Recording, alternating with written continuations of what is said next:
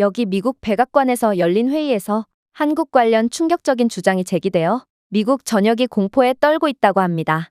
그렇다면 미국의 향후 정책을 결정하는 중요한 회의인 백악관 회의에서 대체 한국에 관한 어떠한 주장이 제기되었던 것일까요? 안녕하세요. 저는 미국 국방부에서 일하고 있는 닉이라고 합니다. 저는 미국 정부의 방패로서 조국을 위해서 일한다는 사실에 항상 자부심을 느끼며 자랑스러워하고 있는데요. 하지만 트럼프 정권이 들어선 이후 저는 정말 눈코 뜰 새 없이 바쁜 하루를 보내게 되었고 이러한 자부심을 느낄 여유조차 없게 되어버렸습니다. 많은 분들이 다른 대외부서도 아니고 웬 국방부가 바쁠 수가 있냐며 황당하다는 반응을 보이고 있지만 사실 트럼프 대통령의 정책을 자세히 들여다본다면 자국 우선주의 정책은 미국 국방부와 큰 관련이 있다는 것을 곧바로 알 수 있게 되는데요. 왜냐하면 트럼프가 각종 관세나 제재 관련 발언들을 쏟아내며 국제 정세를 뒤흔드는 것 같아 보이지만 결국 그의 진짜 의도는 한국의 국방력에 엄청난 힘을 실어줌으로써 한국을 미국 다음 가는 제2의 강대국으로 만드는 것이거든요. 트럼프가 캐나다 및 멕시코의 관세폭탄 정책을 발표하고 유럽이나 동아시아의 다른 국가들에 대해서도 여러 제재를 가하려는 움직임은 결국 모두 한국의 이권을 실어주기 위한 눈속임일 뿐이고 이러한 트럼프의 숨겨진 목적에 전 세계가 속고 있다는 것이죠. 제가 이러한 충격적인 사실을 알게 된 건 바로 얼마 전에 있었던 국방회의 때였습니다.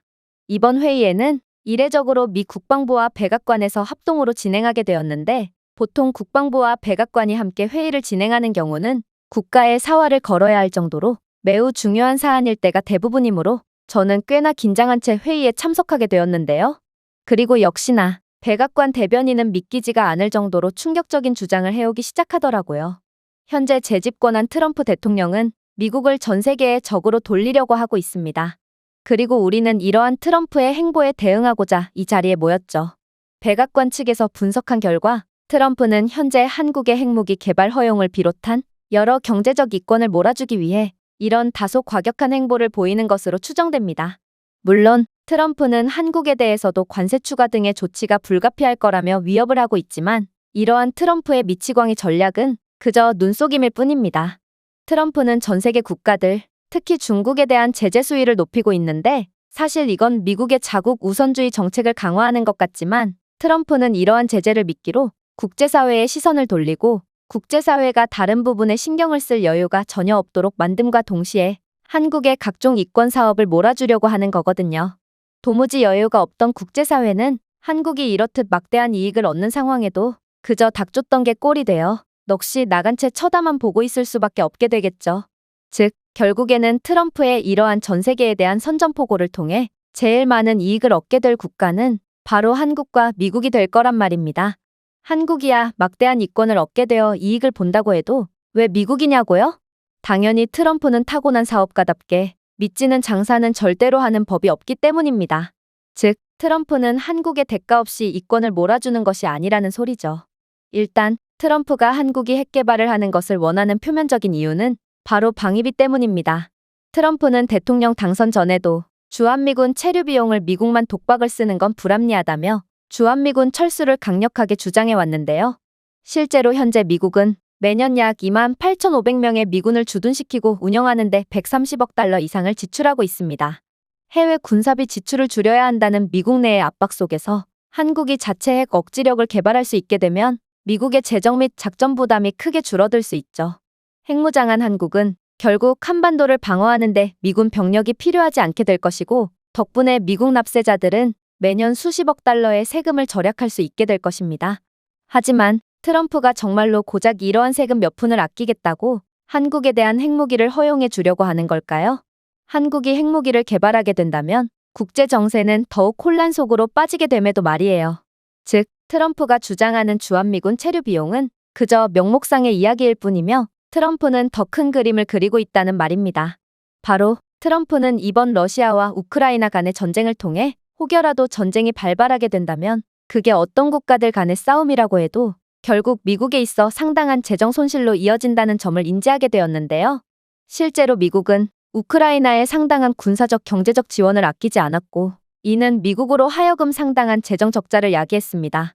그런데 다시금 국제전쟁이 터지게 된다면 전쟁을 일으킨 국가는 중국이 될 가능성이 상당히 높은 상황이고 트럼프는 이러한 문제와 국가인 중국을 미국이 그저 개입할 필요도 없이 손 안 대고 코 푸는 식으로 처리할 수 있기를 원합니다.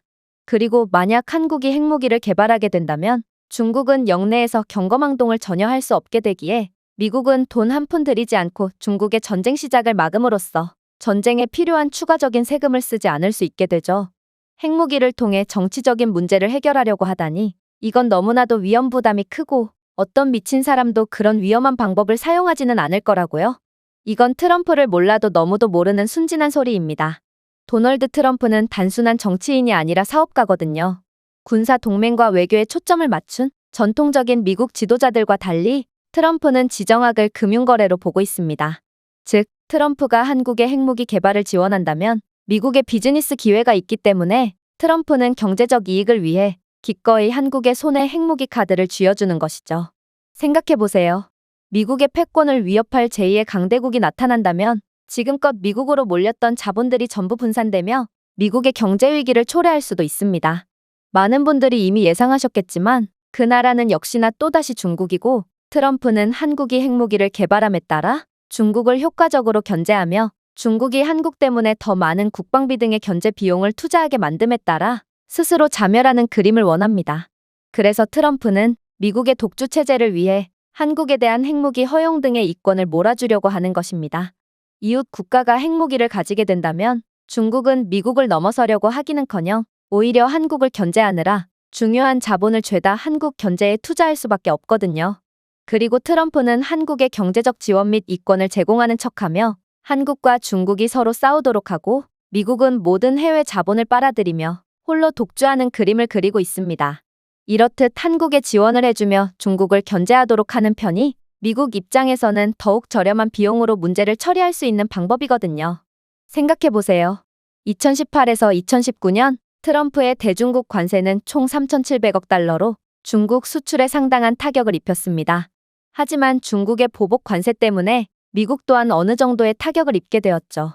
특히나 이때 트럼프는 남중국해에서의 항해 작전을 계속함에 따라 중국과의 군사적 긴장이 고조되었고 이는 미국으로 하여금 또 다른 경제적 손실을 야기했습니다.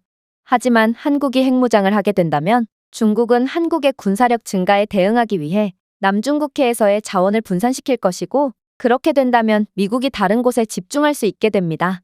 즉, 핵무장한 한국은 중국을 지역 분쟁으로 몰아넣어 미군이 중국에 대한 직접적인 대치를 하지 않으면서도 봉쇄를 달성할 수 있도록 하는 것이죠. 이를 통해 미국은 수십억 달러를 군사력 증강에 지출할 필요 없이 자국을 위해 사용할 수 있게 되는 것입니다. 저는 이러한 백악관 대변인의 충격적인 주장에 완전히 할 말을 잃고 말았습니다. 트럼프는 생각보다도 훨씬 더 거대한 그림을 그리고 있었고 그야말로 전 세계를 속이며 한국을 이용해 미국의 이익을 꾀하고 있었거든요. 그런데 이에 대해 미국 국방부의 중국계 인사가 벌떡 일어났는데요. 사실 현재 미국에는 국방부에서 마저 중국계 인사들을 손쉽게 찾아볼 수 있을 정도가 되었고 이들은 은근슬쩍 중국에 유리한 결정을 하도록 유도해 큰 문제를 발생시키고 있거든요. 그리고 이번에도 중국계 인사는 은근슬쩍 논점을 흐리기 시작했습니다. 글쎄요, 한국이 그러한 역할을 수행할 만큼 강력한 국가인지는 잘 모르겠군요. 한국은 그저 약해 빠진 국가고 중국의 한 도시보다도 작은 국가일 뿐인데 도대체 트럼프는 많고 많은 국가들 중 구태여 한국이라는 소국 하나만 콕 집어서 한국에만 모든 이익을 몰아주려고 한다는 말인가요? 한국은 그러한 자신들이 부담하게 된 막중한 임무를 제대로 수행하지 못할 것이 분명하고 미국은 오히려 중국을 인정하고 함께 사이좋게 발전을 꾀하는 편이 더욱 나은 선택이 될 것입니다. 그러자 백악관 대변인은 놀라운 답변을 해오기 시작했어요. 미국과 중국은 공존할 수 없습니다.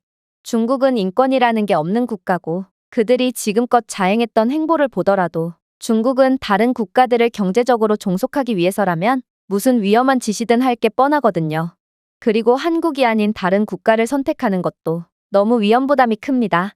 다시 말하지만 이 역할을 해낼 수 있는 건 오직 한국밖에 없고 만약 미국이 다른 국가를 선택하고 그 국가가 역할을 제대로 수행해내지 못한다면 이건 미국에 있어서 감당하기 힘든 손해로 되돌아오거든요. 일단 중국은 자신들의 인접국에서 핵무기를 개발하려고 한다면 그 즉시 위협을 느끼고 경제 보복을 가해 핵무기 개발에 드는 비용을 마련하지 못하도록 방해를 가할 것입니다. 핵무기를 건설, 유지, 확보하려면 막대한 재원이 필요한데 중요한 점은 한국은 중국의 견제 따위는 휘파람을 불면서도 극복할 수 있는 경제대국이라는 것입니다. 외부의 지원 없이 핵무기를 유지할 수 있는 경제력은 한국을 비롯한 유럽 선진국 등의 소수의 국가들만이 가지고 있는데요. 그런데 한국은 전 세계에서 열 손가락에 꼽히는 거대한 경제 규모를 가진 국가로 웬만한 유럽 선진국들을 전부 압도할 만한 거대한 체력을 가진 선진국입니다. 그리고 한국은 미국 동맹국 중 가장 큰 국방 예산을 투자하고 있는 국가이므로 이러한 한국의 막대한 독립적인 국방 예산은 프로젝트가 외부의 영향을 받지 않고 중단 없이 이어질 수 있도록 할 수 있죠. 한국은 세계 최강의 기술 강국이라는 점도 이러한 중국 견제의 역할은 전 세계에서 오직 한국만이 할 수 있다는 것을 여실히 보여주는데요. 한국은 첨단 산업 분야의 글로벌 리더고 실제로 반도체 생산 분야에서 1위를 차지하며 더욱 효율성 높은 핵무기를 유지할 수 있는 유일한 국가임을 스스로가 증명하고 있죠. 또한 한국은 5G 네트워크 구축 부분에 있어 세계 1위를 차지한 상태로 이는 핵 억제 작전을 위한 실시간 통신을 보장하고 있습니다. 동시에 한국은 미국에 이어 AI 연구 분야에서 2위를 차지한 최첨단 기술 강국으로 핵 안보를 위한 자율방어 시스템을 구축할 능력을 갖추고 있는 국가입니다. 즉, 한국은 외국의 기술이나 수입품에 의존하지 않고 독자적으로 핵무기를 다룰 수 있는 전 세계의 몇 안 되는 국가들 중 하나라는 것입니다. 일본 같은 국가만 해도 한국과 경쟁을 할 수 있는 거의 유일한 국가라고 꼽히고 있지만 이들은 기술력은 강해도 군용 하드웨어는 전부 한국산 수입에 크게 의존하고 있는 상황이고 최첨단 분야에서의 혁신이 부족해 중국의 보복에 제대로 대응할 수 없거든요. 물론 군사력에 대한 부분도 마찬가지입니다. 일부 사람들은 한국의 인구는 5천만 명밖에 안 되므로 핵무기를 제대로 지킬 수 없을 거라고 주장하기도 하지만 한국은 전 세계에서 가장 많은 예비 전투병력을 가진 국가로 이들의 예비군들과 민방위들을 전부 합친다면 전 세계에서 가장 많은 훈련된 전투병력을 가진 셈이 되거든요. 물론 한국의 군사력 순위는 전 세계 5위라는 점도 절대로 빼놓을 수가 없는 부분이죠. 중국이야 압도적인 인구수 덕분에 과대평가받고 있다고 해도 한국은 과대평가를 받을 만한 요소가 단 하나도 없는 오히려 과소평가를 받고 있음에도 세계 5위를 차지했고 이는 한국의 실전 전투 능력은 상상 이상으로 강력할 거라는 것을 뜻하거든요. 현재 한국의 무기가 전 세계를 지배하고 있는 모습을 좀 보세요. K2 블랙팬서는 폴란드를 시작으로 이미 유럽 전역에서 불티나게 팔리고 있는 상황이고 한국은 기존의 독일산 전차가 유럽을 지배하던 판도를 완전히 뒤바꾸며 그렇게나 콧대 높던 유럽을 한국이 아니면 안 되게끔 만들었습니다. 즉, 한국은 개발한 핵무기를 유지보수할 능력도 차고 넘친다고 볼 수 있고 이게 바로 방금 전에 중국계 인사가 한국을 필요 이상으로 비하하며 한국을 견제한 이유라고 할 수 있는 것입니다. 현재 미국은 중국계 스파이 문제로 인해 상당한 골머리를 앓고 있는데 만약 한국이 미국의 지원을 뒤에 업은 채 선전을 하게 된다면 그만큼 중국 입장에서는 뼈아픈 손해로 작용할 수밖에 없거든요. 중국계 인사들은 전부 이러한 중국의 약화를 걱정하기 때문에 한국에 대한 필요 이상의 열등감을 내비치며 비하를 하고 있는 것입니다. 하지만 이건 분명히 한국과 미국 양국에 있어서만큼은 상당한 이익을 얻을 수 있는 신의 한 수가 되겠죠.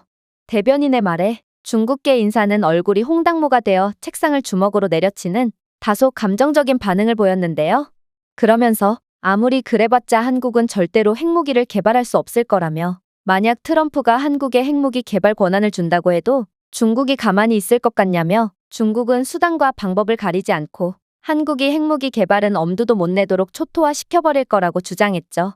하지만 대변인은 여전히 여유로운 반응을 보일 뿐이었고 이내 놀라운 주장을 해오기 시작했어요. 중국이 미국의 결정에 따르지 않을 거라는 말인가요? 어디 할 수 있으면 한번 해보지 그래요? 지금 트럼프가 추진하는 정책들을 좀 보세요. 중국이 감히 여기에 항의를 할 조금의 여유라도 있을까요? 현재 트럼프는 중국을 견제하기 위해 중국 상품에 대한 5천억 달러의 관세를 부과한 상황이에요.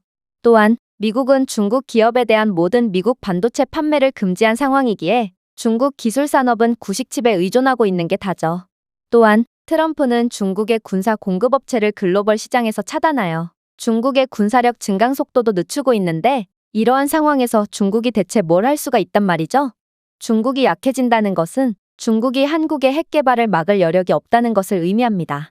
중국은 역사적으로 한국의 사드 미사일 방어 체계와 같은 군사적 움직임에 대해 한국에 대한 경제 보복으로 위협해왔지만 현재 트럼프의 대중국 제재로 인해 중국 경제가 붕괴된 상황에 중국은 한국과의 무역 전쟁을 감당할 수나 있겠어요? 중국은 자국의 경제 위기에 대처하느라 한국의 핵 개발에 집중하기에는 도저히 여유가 없는 상황이고, 중국은 원래 집중하던 대만에나 온 신경을 쏟는 수밖에 없겠죠. 즉, 한국은 중국이 시선을 돌린 틈을 타 중국의 간섭 없이 핵을 발전시킬 수 있는 완벽한 기회를 얻게 된 것입니다. 이게 바로 트럼프가 다소 이해가 안 가 보였을 정도로 무리하게 국제 제재를 밀어붙였던 이유입니다. 다들 트럼프가 미쳤다고 생각할 때 트럼프는 아무도 모르게 결정적인 카드를 꺼냄으로써 전 세계에 허를 찌르는 것이죠. 하지만 제가 정말로 말하고 싶은 건 중국이 한국의 핵무기 개발을 막을 수 있을 것이냐 아니냐가 아닙니다. 바로 트럼프는 2중, 3중, 4중으로까지 상황을 분석하며 자신은 마치 선심을 쓰며 한국에 이익을 주는 척하며 속내로는 한국을 이용해 미국 우선주의를 실현하려고 하지만 트럼프는 한 가지 대형 실수를 했다는 것입니다. 바로 트럼프는 한국의 저력을 과소평가하는 계산착오를 했거든요. 생각해보세요. 트럼프가 한국의 핵 개발을 승인해주는 이유는 미국은 예전 플라자 합의를 통해 2인자 일본을 완전히 몰락시켰듯 이번에는 한국을 이용해 현재의 2인자인 중국을 괴멸시킴으로써 미국의 1인자로서의 패권을 지키고 싶어 하기 때문입니다. 그러나 문제는 핵 개발이 승인된 한국은 그야말로 기존의 한국의 성장을 방해하던 요소들이 전부 제거됨으로써 호랑이에게 날개를 달아준 격으로 빠르게 치고 올라올 것이고, 이젠 1인자인 미국조차 완전히 압도하게 될 거라는 것입니다. 현재 트럼프는 한국은 자체 기술력으로는 핵 개발을 도저히 할 수 없을 거라고 판단하고 있습니다. 그래서 미국은 한국의 핵기술을 수출함으로써 1,000조 원 이상의 막대한 경제적 수익을 올림과 동시에 한국으로 수출한 핵미사일을 자신들의 입맛대로 통제하려는 계획까지 세운 상태입니다. 물론 시간만 충분히 주어진다면 한국은 핵무기를 자체 기술력으로도 충분히 개발할 수 있겠죠. 그러나 문제는 핵기술은 미국이나 러시아 같은 강대국들도 수십 년이 걸려 겨우 개발했을 만큼 개발에 상당한 시간과 노력, 자본이 필요하다는 것입니다. 그러니 한국은 핵을 개발하는 수십 년 동안 계속해서 중국의 견제 및 경제 압박을 받을 바에는 매우 비싸더라도 미국의 핵기술을 수입하는 게 이익으로 작용할 거라고 판단하는 게 합리적인 결정이고, 그래서 트럼프는 한국의 핵기술을 판매하고 이를 통제할 목적으로 한국의 핵 제한을 풀어주려고 하는 것입니다. 그야말로 한국을 완전히 이용해 먹겠다는 의도죠. 그러나 문제는 한국은 다른 핵 보유 국가들과는 조금 다른 상황에 놓인 국가라는 것입니다.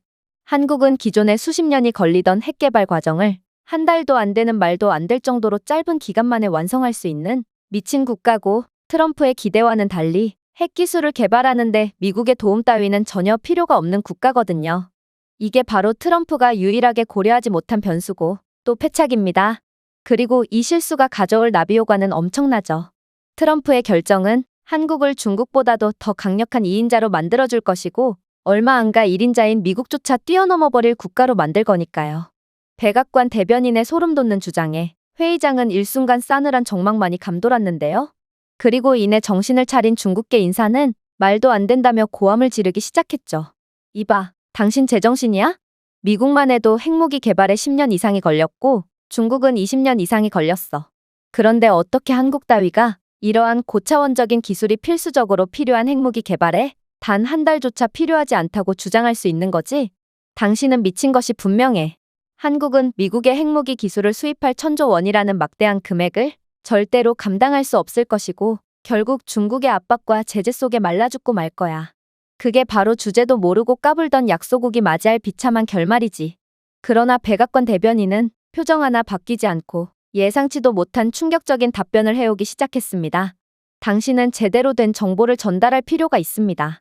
엄밀히 말하자면 중국이 통제 가능한 핵무기를 개발하는 데는 20년이 아닌 30년 이상이 걸렸으니까 말이에요.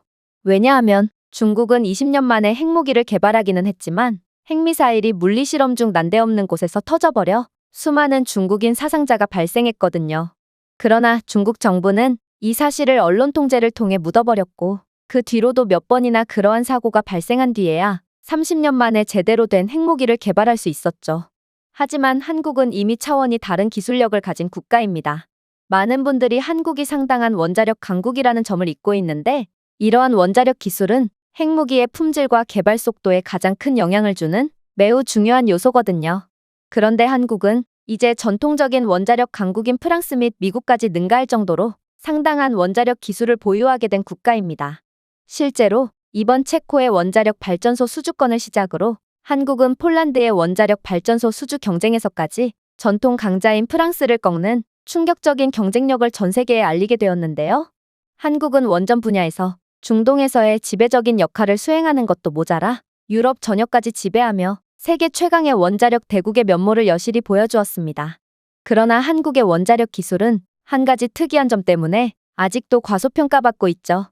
바로 한국은 핵무기가 없는 국가라는 것입니다.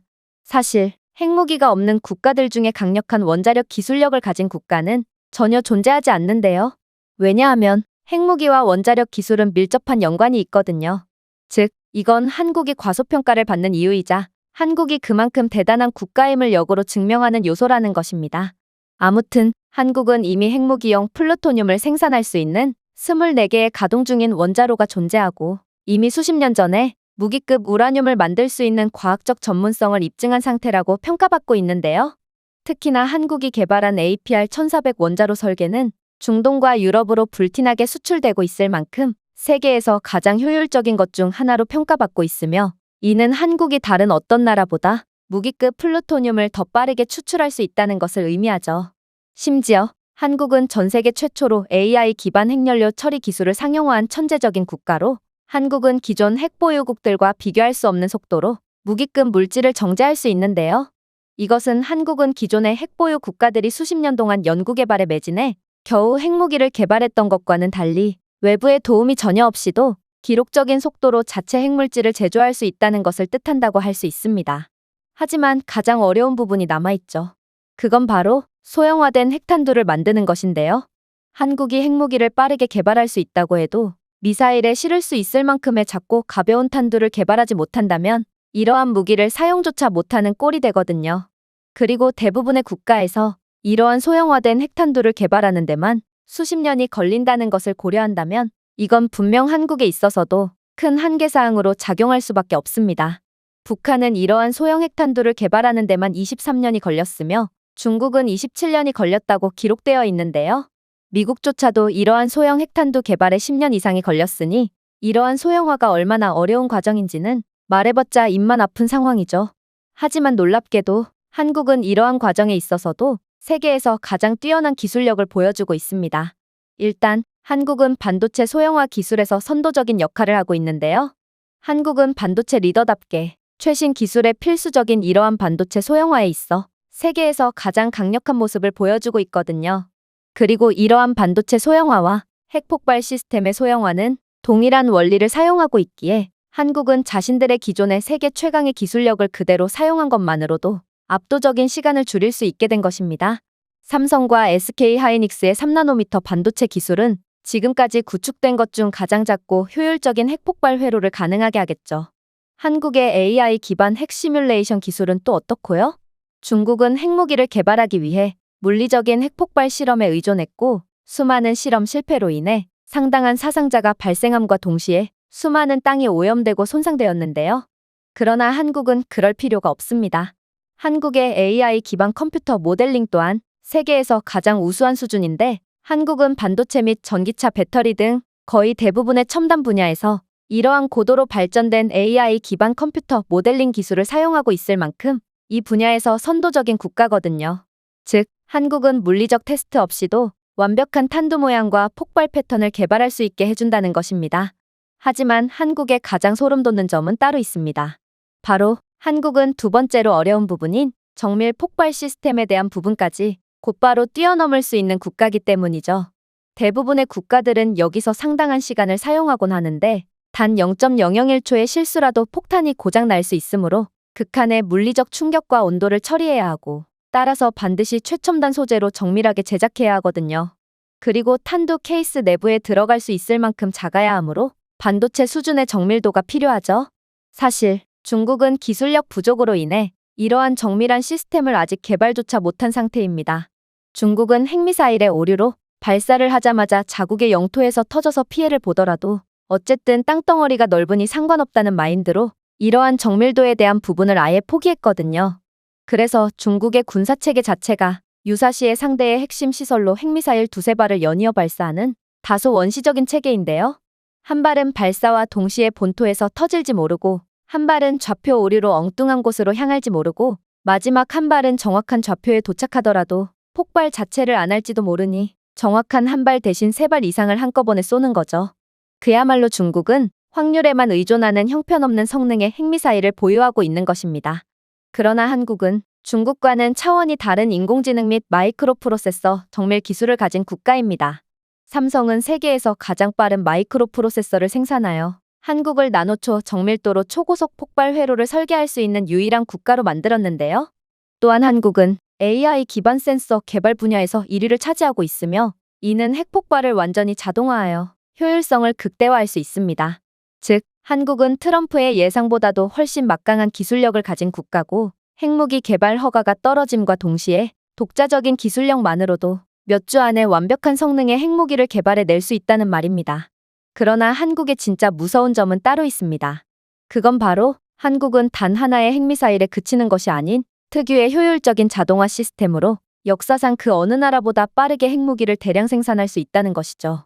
여러분들은 한국과 기술 거래를 한 국가들은 늘 계약한 것보다도 훨씬 빠른 속도로 물건을 받아보고 있다는 점을 잘 알고 계실 겁니다. 폴란드만 해도 1000대 이상의 K2 블랙팬서 전차를 수개월이나 빠르게 배달받았죠.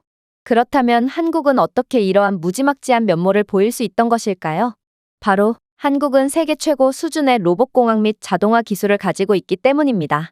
한국은 공장 자동화 분야에서 세계 1위로 번개 같은 속도로 원자력 부품을 제조할 수 있는데요. 삼성의 첨단 반도체 제조 공장은 핵 유도 시스템을 위한 고속 프로세서를 대량 생산할 수 있고, 현대 로보틱스는 탄두 조립을 자동화하여 인간의 노동 요구사항을 줄일 수 있거든요.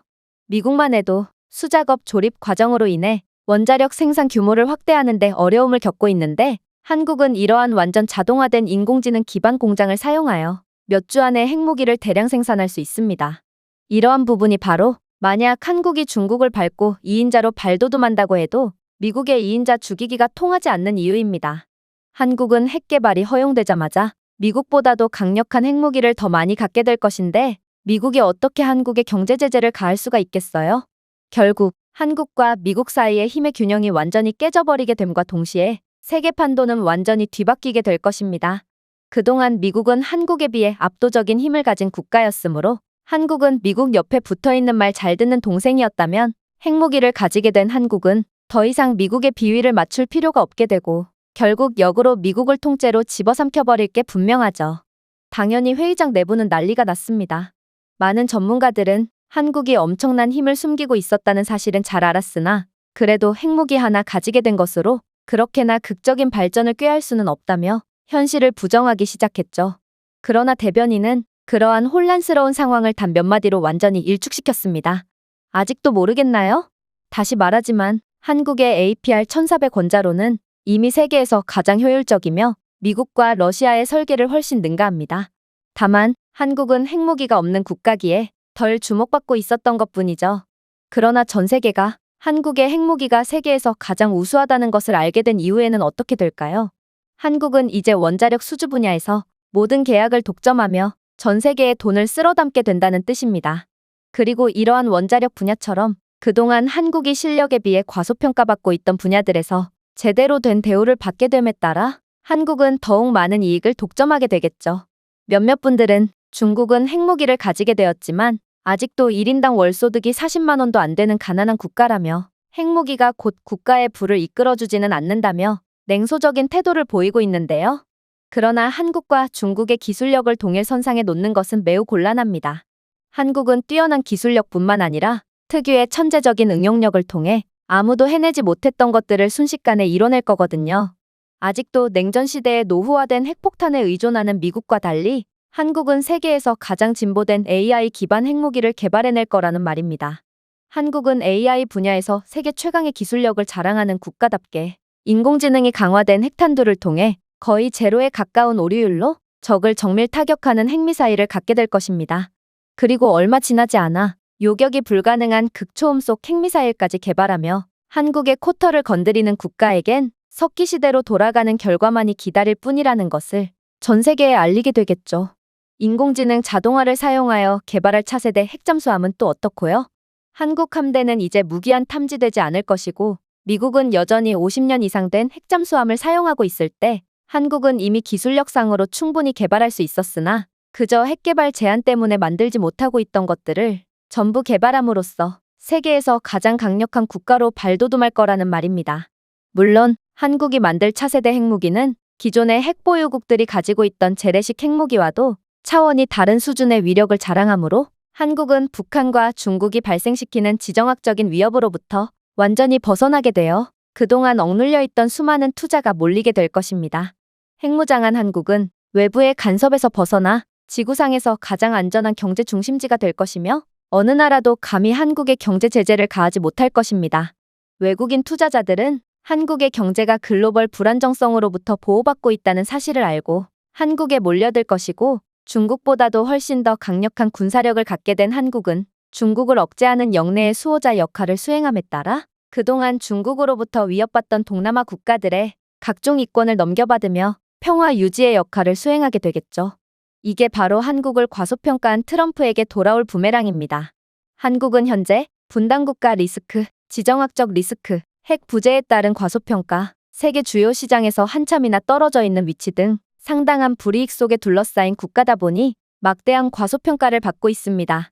그러한 환경을 모두 극복하고 실력을 키운 한국은 분명 박수받아 마땅한 국가지만 아무튼 핵무기 개발 승인은 한국의 날개 이상을 달아주는 셈이 되고 이제 한국은 미국조차 제어할 수 없는 세계 최강대국으로 거듭나게 되는 것입니다.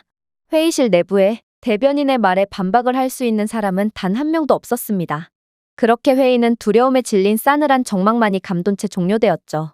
저는 한국이 이렇게나 우수한 국가였나 싶어 완전히 공포에 질리면서도 그래도 미국은 중국이라는 적국을 2인자로 둔 채 중국과 경쟁을 하는 것보다는 한국이라는 동맹국을 2인자로 둔 채로 한국과 선의의 경쟁을 하는 편이 낫지 않나 싶은 생각을 하고 있는데요.